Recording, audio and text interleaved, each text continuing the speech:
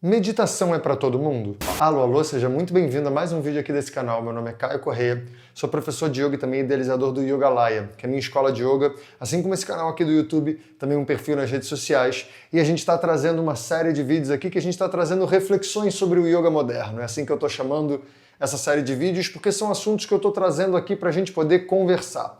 Assuntos para a gente poder debater junto, tanto quem pratica yoga, quanto quem se interessa por yoga, e também os professores de yoga, né? Para que a gente possa entender para onde que está indo essa cultura, essa filosofia, esse conhecimento tão bonito, tá? Para que a gente possa entender onde é que ele se encaixa no mundo moderno, nesse mundo ocidental, que é o mundo que a gente faz parte, né?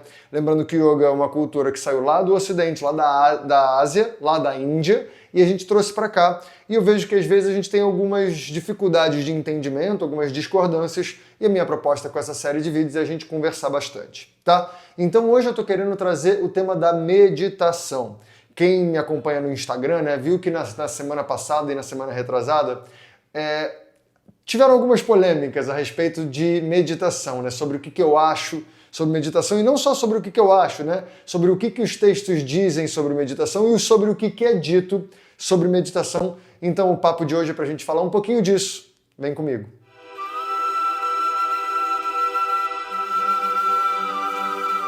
Bom, para começar eu queria elucidar um pouquinho sobre o termo meditação, né? Primeiro a gente tem que entender que meditação é uma palavra em português, tá? A palavra em português, se você for olhar no dicionário, ele está dizendo, por exemplo, o ato de meditar, mas também ele diz pensar profundamente sobre algo, né? E tem muitas interpretações diferentes sobre o que eu posso estar querendo dizer com essa palavra. Então, quando a gente fala sobre meditação, é muito importante a gente tentar entender o que essa pessoa está querendo dizer sobre meditação, o que a pessoa entende sobre meditação e também o que você entende sobre meditação, né? Porque meditação podem ser muitas coisas diferentes e existem mais ainda a quantidade de técnicas possíveis sobre o que se entende do que é meditação, dependendo da cultura que você traz. Beleza? Então, isso é a primeira coisa para a gente refletir. Meditação não é uma coisa só, meditação é uma palavra. Se você quer falar sobre o estado de meditação, é uma coisa, sobre a técnica de meditação é outra coisa, e eu também posso usar meditação sobre, vou meditar sobre isso, ou seja, vou pensar profundamente sobre isso, tá? Então tudo isso está certo, isso é português. Eu não estou falando ainda das técnicas que vêm da Índia, da Ásia, né? Eu estou falando sobre o português, a língua que a gente fala, a língua que eu estou trocando aqui ideia com você. Beleza? Agora sim vamos entrar no que a gente entende sobre esse conceito de meditação, tá? Que dentro do yoga a gente está falando muito sobre um estado meditativo, tá? E aqui eu vou trazer algumas referências que eu acho grandes referências para o yoga para trazer um pouquinho de luz sobre o que eu estou querendo dizer, tá bom? Muito se fala dentro do yoga sobre os 8 angas de Patanjali, né? Então tem um texto clássico do yoga, que é o Yoga Sutra de Patanjali, e que ele fala sobre os 8 membros do yoga, tá? Esses 8 membros envolvem 3 partes, lá, os últimos 3 membros do yoga é Dharana, Dhyana e Samadhi, tá? E todos esses 3 caras, assim, esses 3 conceitos, né? Eles podem entrar dentro do que a gente entende sobre o que é meditação, tá? O que é muito interessante é que esses 3 conceitos, né, diferente do que muitas pessoas pensam, muitas pessoas que não estudaram o texto de maneira profunda, isso de maneira nenhuma é uma crítica, né? Ninguém precisa estudar profundamente esse texto, mas esse texto ele não traz Dharana, Dhyana e Samadhi como uma prática. Ele traz como um resultado, tá? O segundo capítulo desse texto, que a gente chama de Sadhana Padaha, é o capítulo da prática, né? Que ele traz diversos conceitos sobre como você bota o yoga em prática. E ele não começa com esses 8 membros, né? Ele começa com vários passos antes, e eu vou falar sobre isso.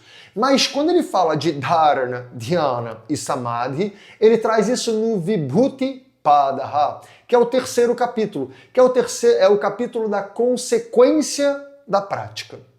Então aqui ele já está trazendo essa capacidade de você se concentrar e entrar no estado meditativo, que eu vou falar um pouquinho mais sobre o que é esse estado meditativo, ele traz isso como uma consequência da prática. Então ele não traz necessariamente como uma técnica que eu sento e tento parar a mente, ou uma técnica que eu sento e tento esvaziar a mente, ou tento investigar sobre o que é o eu, né? Isso tudo são técnicas válidas, ótimas, não estou falando disso, mas ele não está trazendo aqui isso. Quando ele fala dos 8 membros do yoga, esses 3 últimos membros, né, que seria dharana, um estado de concentração profunda, a capacidade de concentrar e manter a sua mente em algo.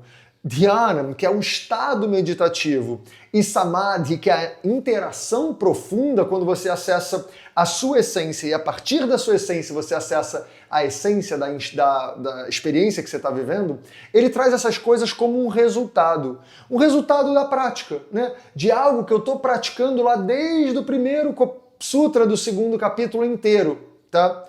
Então aqui é muito legal da gente entender que Patanjali não está falando que a gente tem que, de acordo com esses 8 membros, fazer técnicas de meditação.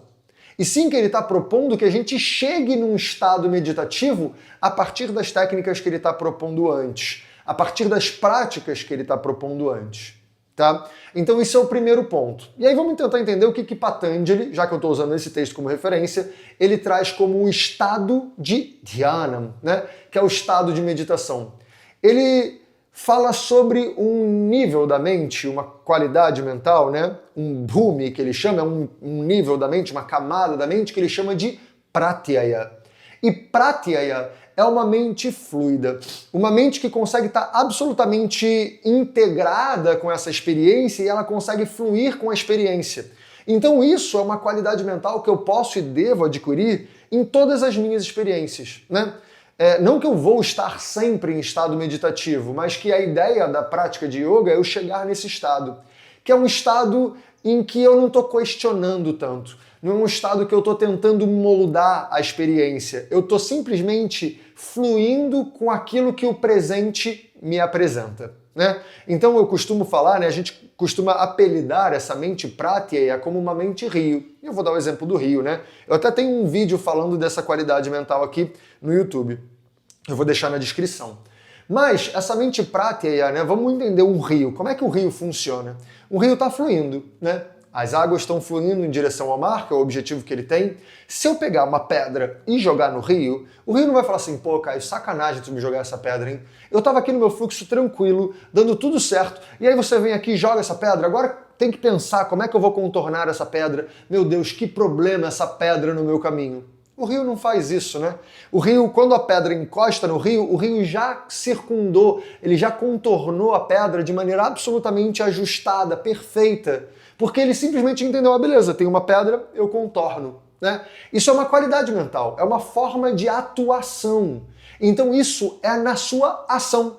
Não é só uma coisa que eu me isolo, fecho a porta, boto uma plaquinha, silêncio, estou meditando e fico aqui parado, né? E eu não estou trazendo isso como um problema. Eu só estou querendo trazer uma luz para o que Patanjali traz com esse conceito Dhyanam, tá? Ele está trazendo essa qualidade mental, uma qualidade mental de fluidez. Fluidez na vida, não fluidez no isolamento e no silêncio. É uma fluidez em todas as suas interações. Beleza? Então só para a gente entender o que Patanjali traz com esse conceito de Dhyanam, que há muitas vezes, né, nesses posts que eu fiz e que geraram polêmica, muitas pessoas falam, mas Patanjali fala sobre Dhyanam. Então, quando ele fala sobre Dhyanam, ele está falando disso, tá?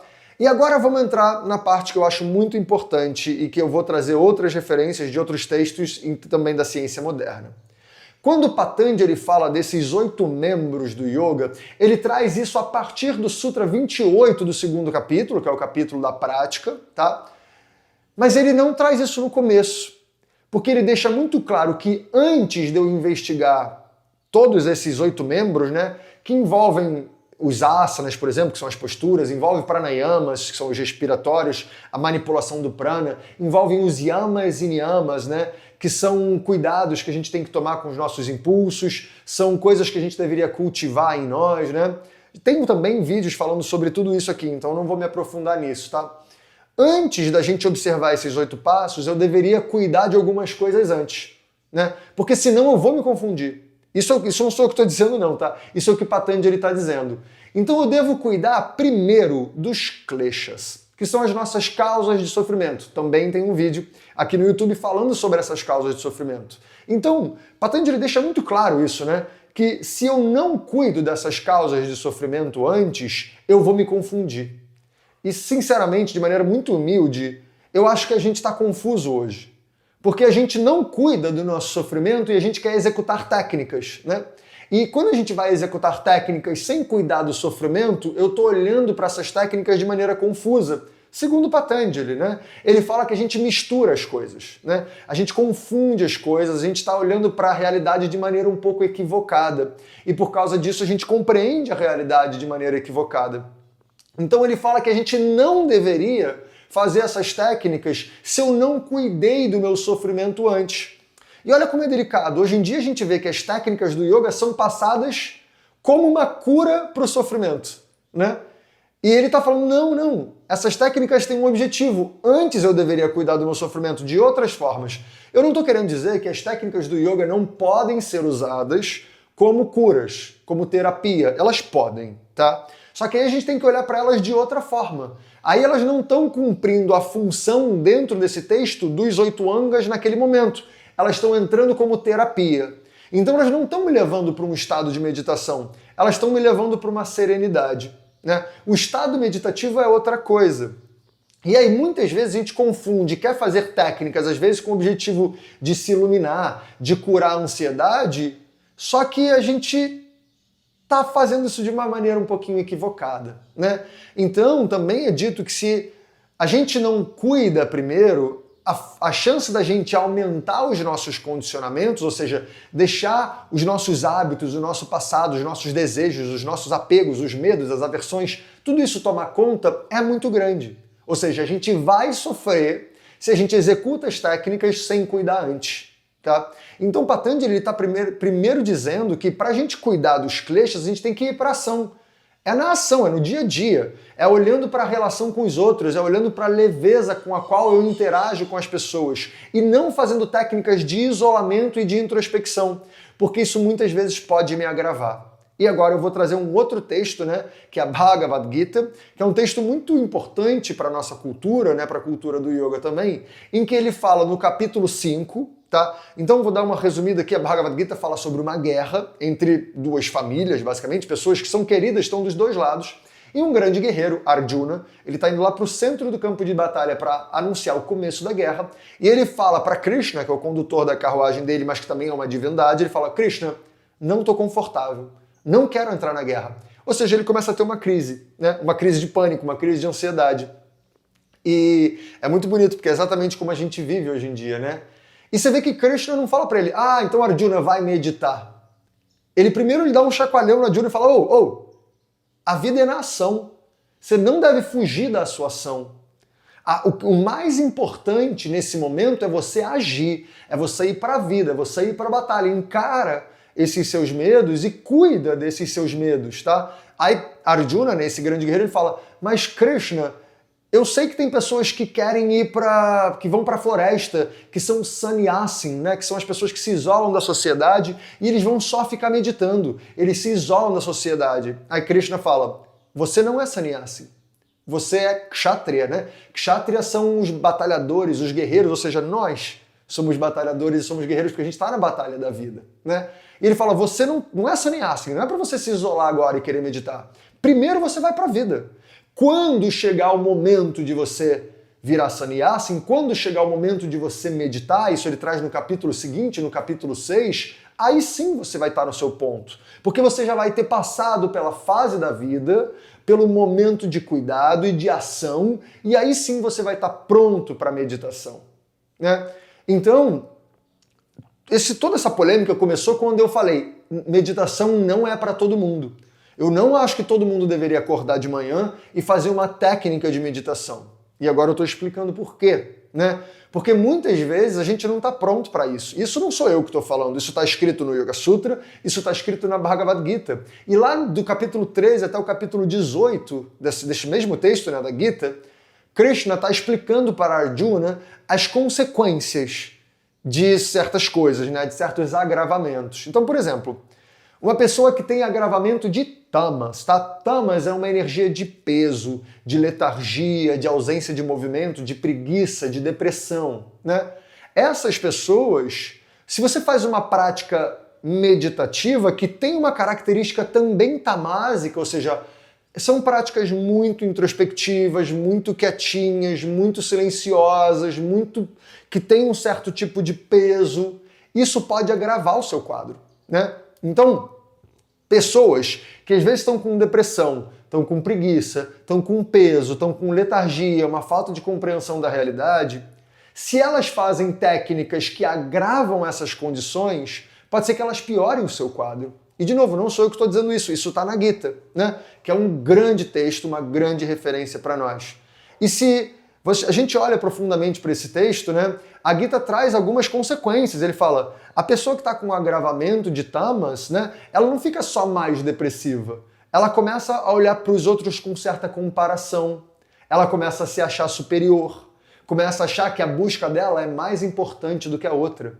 Ela começa a colocar como se o estado dela fosse mais importante do que os outros, como se ela tivesse mais certa do que os outros, e ela começa a puxar os outros para o lugar que ela está. Fala, você não está entendendo, deixa aqui, ó, o jeito certo de viver é o meu, né? Então, vê se isso não acontece um pouco, né? Eu vi isso acontecer com um grande amigo meu, né?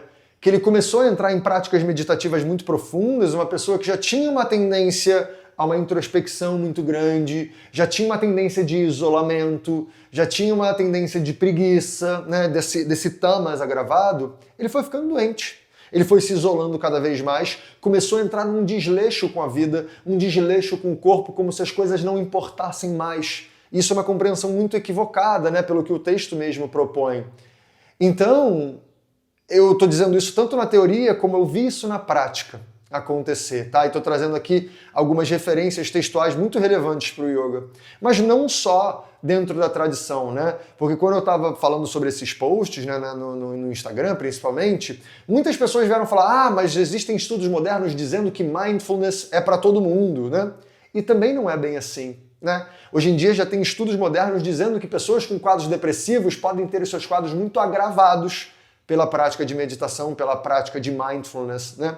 Isso tem alguns, dependendo da forma como você faz, dependendo de com qual objetivo você faz, você pode agravar o seu quadro, você pode agravar uma depressão, você pode agravar uma ansiedade, você pode agravar um quadro de preguiça, um quadro de letargia com isso. Então a gente tem que tomar muito cuidado. Hoje em dia existe até um livro chamado The Dark Side of Mindfulness, né, que seria o lado obscuro da meditação, de mindfulness, que mostra justamente como, se você não faz com certo acompanhamento, com uma observação muito cuidadosa dessas práticas, você pode agravar o seu quadro.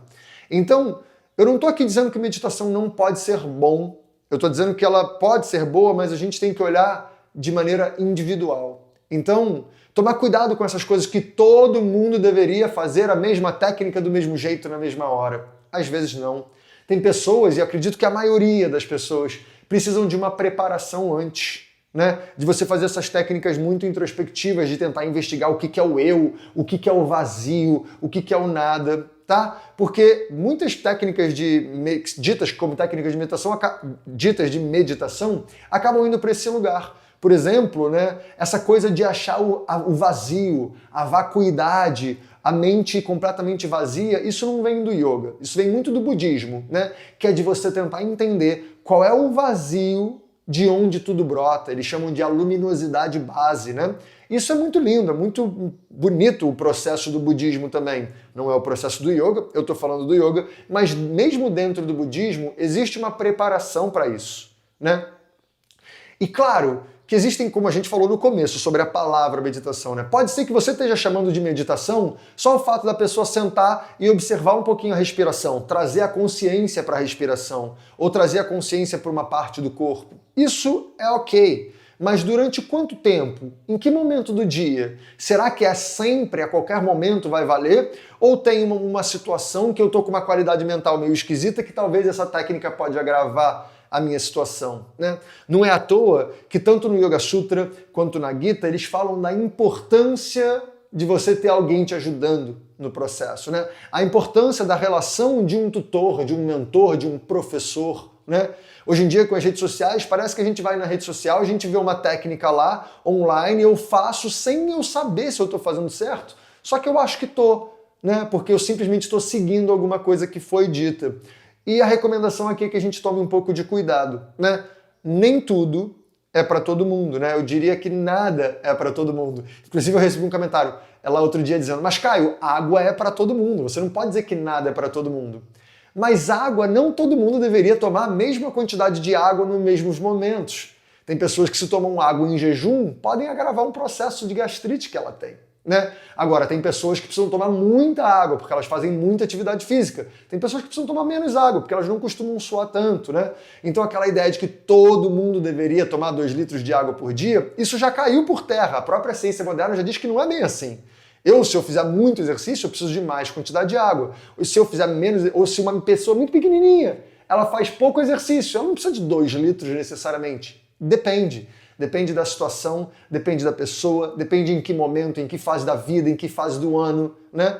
Então, a gente olhar para a meditação, que é uma técnica que pode ser incrível mesmo, com respeito, com cuidado, e principalmente com cuidado com a pessoa que você é, ou com a pessoa que você está direcionando essa prática. Porque, né, como eu acabei de dizer, essa prática pode agravar certos quadros que são muito delicados. E às vezes ela foi para você para ser cuidada, e não para executar técnicas, né? Então o movimento do yoga ele deveria ser um movimento investigativo e cuidadoso antes de ser simplesmente uma aplicação de técnicas, né? A prática ela deveria te preparar para você acessar uma qualidade mental e não simplesmente um acervo de técnica que você executa de maneira indiscriminada. Beleza?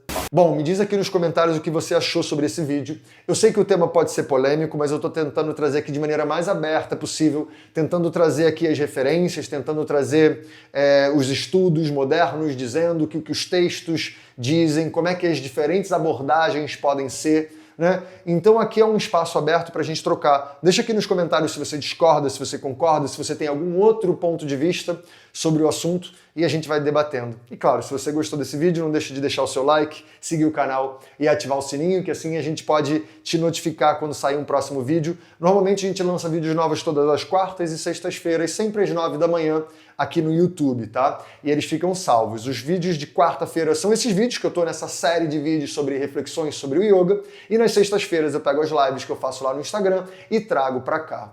Ok? E todos esses assuntos eu trago de maneira bem mais profunda na minha escola online, que é o Yogalaya. Se você quiser conhecer, o link está aqui, escola.yogalaya.com.br. Lá a gente tem aulas ao vivo, tá? Online, sempre online, mas ao vivo, então eu tenho como ver você, você me vê, a gente troca ideia, conversa, eu tiro dúvidas, posso fazer ajustes e correções. E se você não puder estar ao vivo, online, fica tranquilo, porque todas as aulas ficam gravadas. E aí você consegue assistir de onde você estiver, a qualquer hora do dia, da forma como for melhor para você. Mas eu sempre me coloco, sempre aberto, né? Os alunos têm meu contato, meu telefone, então eles tiram dúvidas o tempo inteiro e a gente pode manter um contato bem próximo. Tudo bem?